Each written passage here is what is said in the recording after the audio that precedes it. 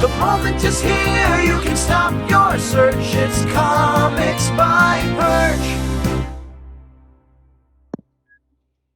Hey everybody, this is Perch and Marvel. Well, Marvel has some big news, sort of. Marvel, and it's kind of expected news. So Marvel is officially relaunching the Ultimate Comics line. And the Ultimate Comics, of course, something that happened nearly 20 years ago at this point. And the intention behind it was to give a fresh jumping on point for readers. And what's important, and kind of you look at the little tiny details, the nuance between today's announcement and how it was before.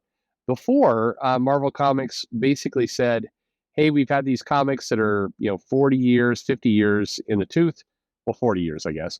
And, we want to give people a kind of a very no drama, no need to worry about the backstory jumping on point for the Ultimate Universe. So kind of a reimagining, place where the comics are accessible. What's interesting, if you go back and you look at the Ultimate Comics universe when it first launched, a lot of it was around simplicity. It was around, hey, we know it could be daunting to jump into a comic book lineup where you've got to collect 100 issues plus to even begin to understand what it is we're talking about now. And so, you can just kind of pick this up right away and immediately have a good comic story and everything is fine. Now, the Ultimate Comic universe was popular, but what Marvel discovered, and this is a really important point, is that the Ultimate Comics universe didn't really pull in new readers. That was kind of the lie. They said it did, but it really didn't pull in new readers as much as it pulled in comic readers who wanted to see how Marvel was going to redefine the universe. And because they had top tier talent in, Mark Millar and Brian Michael Bendis and Jonathan Hickman was there, certainly, all kinds of really impressive people were part of this launch with really good artists as well. Stuart Immonen, Brian Hitch, you had Mark Bagley over on Spider-Man with Bendis. I mean, you had really, really impressive people. And so the Ultimate Universe and the people who carried it wound up being a lot more kind of traditional comic readers, people who were really big fans of comics in the 80s and 90s, more so than brand new readers. But Marvel didn't care because it sold well and life's good. And as long as you're getting cash, you really care where it's coming from. And by the way, I guarantee you some people will write in and argue with me, but I promise you, you look at the demographics, you look at the people who really went in on the Ultimate Universe, it was not really brand new comic readers. It was very traditional comic readers who wanted to see how things would be different. And by and large, the difference was cool. The difference got people excited.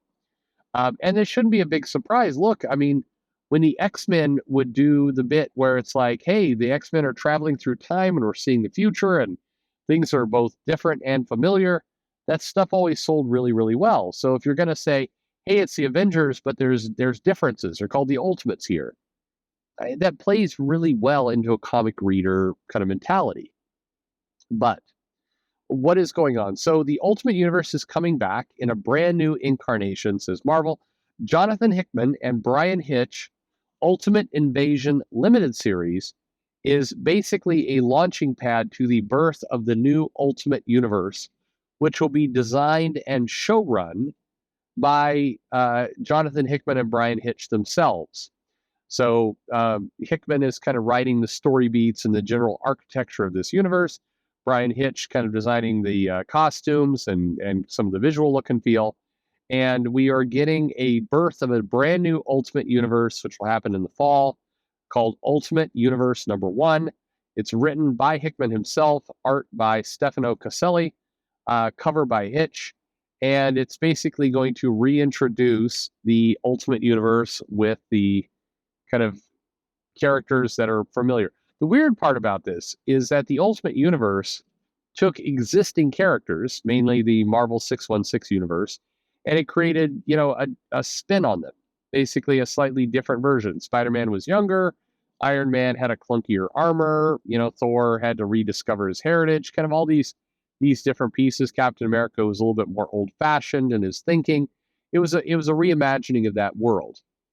And now we're getting Ultimate Universe #1, which is technically not a reimagining of the world because they're going to be dipping into and using the character designs and a lot of the story beats from the Ultimate Universe from 20 years ago. So it's a reimagining of the classic Marvel Universe through the eyes of a 20-year-old. You know what I mean? And like this is a little weird how it's all coming together. But regardless, Marvel is using somewhat of the same talking point, saying this breathtaking epic will introduce readers to a brand new line, home to array of brand new hard-hitting series, meaning there's going to be several of them, a fresh start for a new generation. Prepare to see your favorite characters redefined for today's world, except that's only half true because the characters are still going to be the Ultimate Universe incarnation of those characters in 2023 timeframe versus 2005. Does that make sense? Does your head hurt yet? Anyway, so we're going to be doing this. It's going to be crafted by today's greatest comic book visionaries.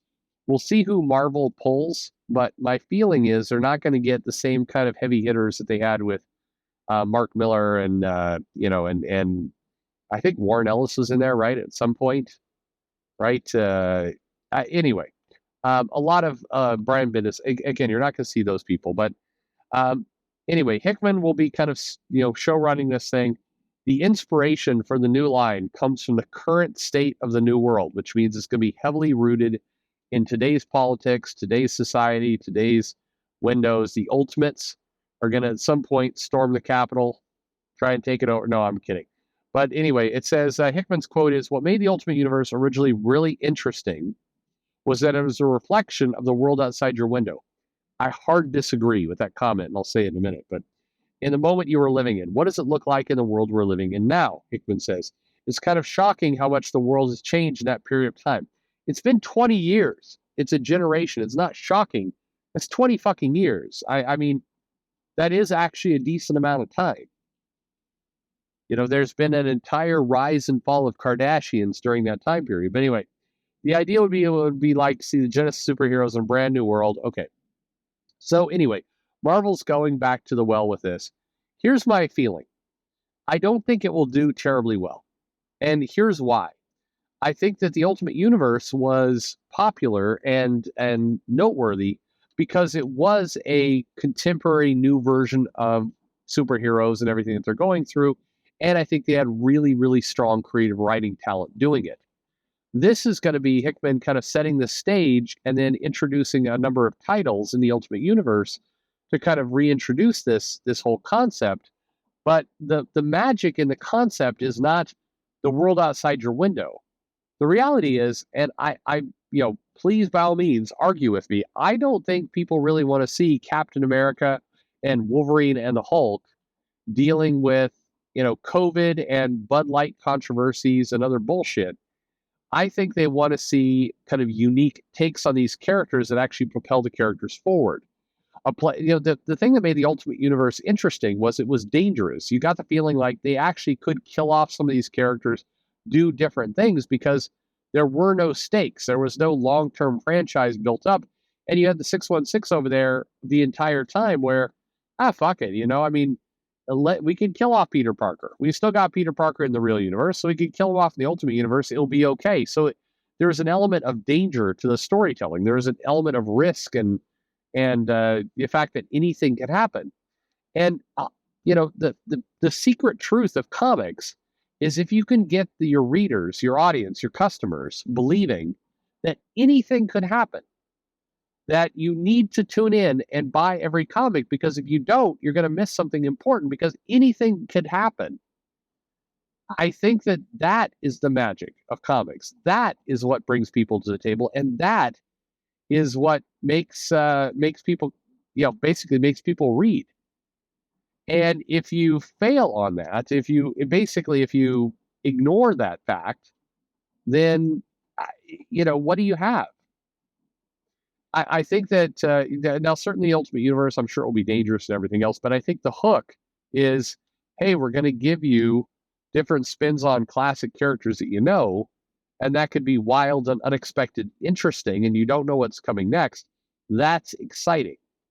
If you give readers the pitch of, hey, have you ever wanted to see your favorite characters interacting with Twitter and what they would think of Elon Musk? And do they do TikTok videos? I don't think anybody gives a fuck about that. Not really. So it depends on how Marvel pitches this. But my question for you, are you in? Are you excited about Marvel's Ultimate Universe? Do you think it'll be new, different, revolutionary? Is this a big news for you? Or is it or going back to that well again? What are you excited by? What are you interested in? And what do you think is going to happen? Let me know in the comments below. Like and subscribe, and thanks for listening.